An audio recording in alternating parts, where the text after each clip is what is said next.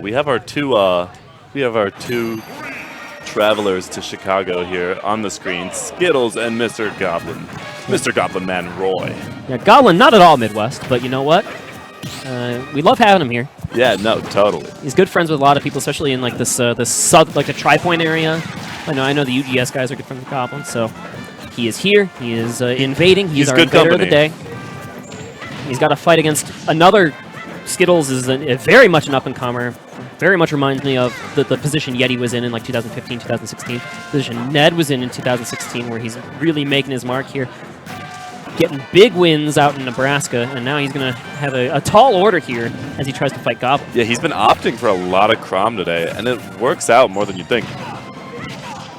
Characters fundamentally the same with their interesting There are important differences between the two. Absolutely. The main one, of course, just being like how the blade functions. And that changes your combo game quite a bit, I would say. No, absolutely. The most important thing that's the same, though, is the jab to back air conversion, which is so reliable for Chrom and for Roy. And like the uppies out of shield being useful, and a lot of the Chroms think his recovery is a little better than Roy's than most people would think it is. Skittles is presenting a lot of threats here as he's been so close to just like finding that one killing blow. Like he would get the boomerang off stage versus Goblin's Chrom, but then he wouldn't be able to get the fair follow-up just in time, and that's allowed Goblin to hang out on the stock just long enough to get that forward tilt, which sealed the deal. Skittles living a lot longer against Chrom than Youngling should. I mean, he was sitting at like 138 before he died, but now he's got to find this stock on Goblin before advantage just gets out of control. Well, Goblin is now looking for the high reward options, which are working out brilliantly for him as he gets a counter off the stage. Yeah. And even finds the recovery. I was not sure necessarily if Chrom was going to make that back, but you know what? He makes it back. Yeah. Goblin knew it, of course. He is up 3 stocks to 1 in this early game. He intercepted the bomb to recover. Skittles bleeding a little bit, going to try to find his way back into this game. But these aerials out of the disadvantage state working out great for Goblin. Yeah, I like that a lot. Skittles trying to follow up off of the hit stun off of like boomerang and fire arrow, but he's just mashing that nair to really just catch him off guard. And again, look at that. He's so close just finding that one projectile to a strong aerial conversion. But he's just off by like just a little bit. He was able to get the bomb, and then the fair missed. And then he even went for a bomb there. Went for, like, I think a fire arrow, which was just a little bit off, but then that up tilt did finally get the job done, which I don't think that's exactly how Skittles wants to be finding a KO with this character. Yeah. If you want Youngling to be at maximum efficiency, you want to be finding those crazy KO conversions off of your projectiles at low to mid%. Killing someone with an up tilt at 190, not in the gameplay. And just a testament to the caliber of player that Goblin is. He's going to hold on to these stocks as long as he can. I wouldn't be surprised if he tries to hang on to 200 every game. So you really got to exploit Chrom's recovery, catch these air dodges that Chrom is so notorious for. And the fire arrow goes the wrong way, unfortunately. Good drift on the part of Goblin as he finds his way back to Stadium. The high up B for that extra damage. And again, Nair on a disadvantage. If Skittles bites off a little bit more than he can chew, that Nair comes out so fast and does enough damage that it's just leading to extra % that you really shouldn't be taking at this position.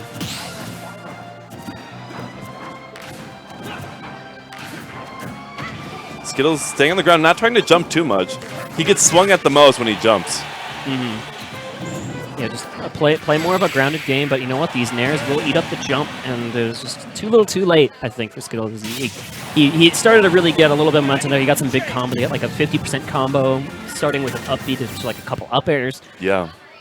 But he was just really out on a bad start that game 1. So let's see if he can turn around in game 2. Goblin, on the other side of the coin, looking pretty comfortable there with the Chrom pick. Yeah, I'm sure he's super confident going into this game, too. Skittles really just has to step back, reevaluate some things he can do differently, and try to harass Goblin more off stage. Back to Stadium.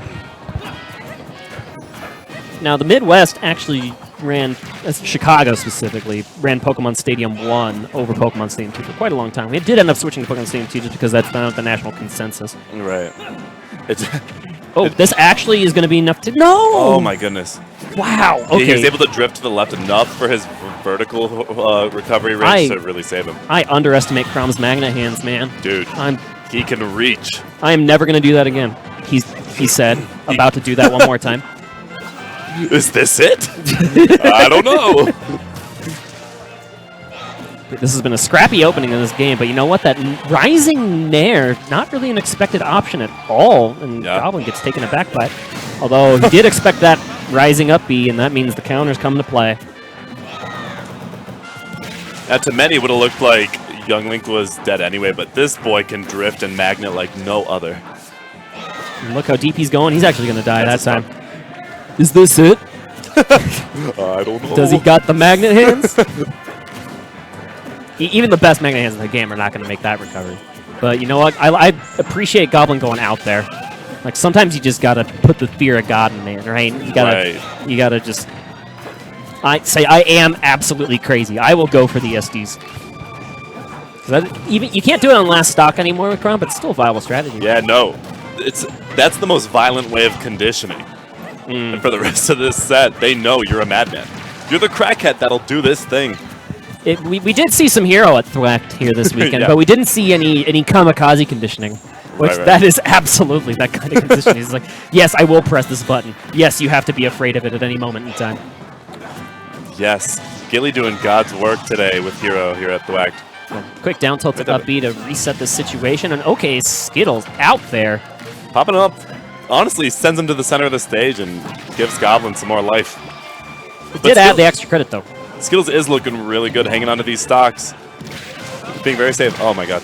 Get off me, and actually almost enough to KO. The sparks flew on that up B. It takes a little while longer than that to kill, but okay, up throw. Yeah. With a little bit of rage in the back pocket, and there we go. We get the boomerang to forward air. Nothing going to mess with that combo, and here Skittles is finding his B&Bs now. Yeah, Skittles looking good. He might be able to do this. Now, every time I've seen Goblin lose a game as Chrom today, he's always switched to Roy, and I wonder if this will be the same case. If said thing were to happen. Uh-oh. We'll have to see. The damage has racked up very fast here onto Goblin's Chrom, but you know who can rack up some damage quick himself is Chrom. He has a ton of damage abilities tier 2. Yeah. But you're already bleeding a ton, and okay, that fair is scary, but managed to avoid it, and look at the turnaround. Yeah, Skittles has to find himself back on stage. You don't want to get hit by a straight forward smash like that. No, you really don't. Straight forward smash, straight jab to back air. We're close to jab to back air killing. I think like one more strong hit, it'll kill. Yeah, see, the neutral air comes out instead here. Yeah. I don't know if Rage skews that confirm at all either.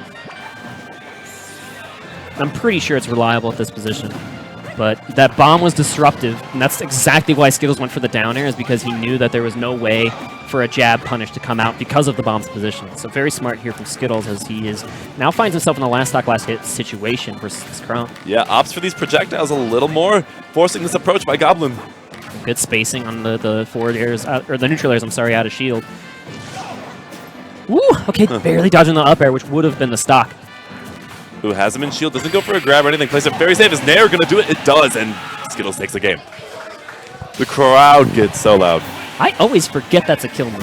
Yeah. Just the quick out of shield option that kills at 150 reliably from center stage, working out here for Skittles. As we saw, that lead he built up with that strong combo game, which finally came online in that second stock and then the last stock as well, pays off in spades as Skittles hangs on and gets the game. I heard the Roy echo at character select. Not surprising. Those offstage game plays that Skittles has been going for, like you'd see him go off for the dare versus the high Chrom recovery, but it has the armor, right? You can mess with Roy's recovery a little bit more. Like you can really get out there. And he won't be getting upbeat out of shield as much, but you will be getting double-edged danced a lot more. But Goblin is not afraid to go off stage himself. You already see him dipping down for some forward airs off of the side of Smashville. No, absolutely. Really trying to get these forward tilts moving. Okay, mixing up whether you're going to land on the platform or fade down. That's one of the nice little mix-ups on the stage that you can use with this platform. Some characters will do that with the top platform of Battlefield, but Roy's up B out of the shield doesn't quite go that high, so Smashville's a good alternative for his particular recovery. Yeah. Pokes tries to catch that, get up on the stage, but instead gets jabbed. Okay, KK Cruisin' is such a good tune. Oh, especially when KK's here. Oh my god. I have a bunch of remixes of this on my Spotify. Oh yeah? Oh, it is a jam. Very much so. Skills in a good position, gets hit by the uppie. Bomb goes flying. Oh, he that thought was the so bomb threatening. would proc into the pop-up. That was so threatening, though, that it just lingered there and allowed Skittles to really just do whatever he wanted out of the corner. But well, Skittles' foresight there was crazy because he expected him to pop up and get hit by that dare. He was 2 steps in the future. Things didn't pan out perfectly, though. Landing safely, and really Goblin wants one of these upbeats out of shield. You saw him go for it a couple times, but no super strong punish on the end of Skittles. Oh! That'll do it. Up throw kills on the other side as well. Skittles in a good spot as he tries to open up a bigger lead in this game 3. Waiting out that bomb again, but just barely hanging on to that stock. Yeah, I'm surprised it didn't kill there. Spin attack out of shield gets you literally everything with Youngling. But there, that upbeat does find the mark. Also gets you upbeat. When you think you're safe on that platform, that's when the diagonal angle of the upbeat from Roy just comes out of nowhere, and you're just like, oh, now I'm dead. Oh, totally. But again, we mentioned that, like, in Game 1, that Skittles was killing with, like, an up tilt at 190. Roy killing with an uppie at, like, 175 really isn't exactly your #1 game plan. You want to be getting those cheesy stocks. Things like confirms into the double-edged dance, the side B, or finding a read with a smash attack that'll kill the dash like cancel 4-5. Forward tilt.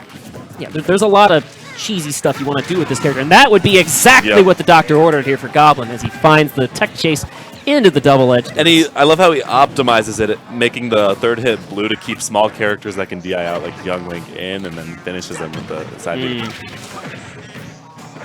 Now Goblin's turning up the heat here with this fiery blade. Yeah. As he tries to get a couple of good combos in, but Skittles gonna sneak out of this one.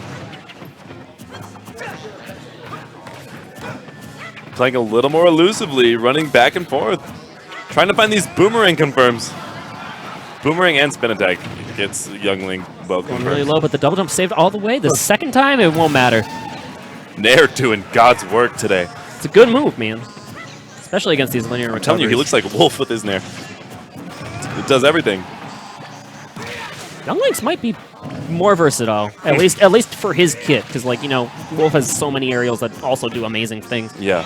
But, like, that Youngling fair is just so Finds good. the stage, ducks and weaves his way out of the Blazer. But there's a lot of damage already on the part of this Youngling. And that soft hit of the up air could have maybe led to something else, but Goblin playing very slowly now that he has a very good lead. He doesn't need to give up any of this, like, center stage to the Youngling here. As soon as I say that, he crosses him up, though. So that's a little bit of commentator's curse.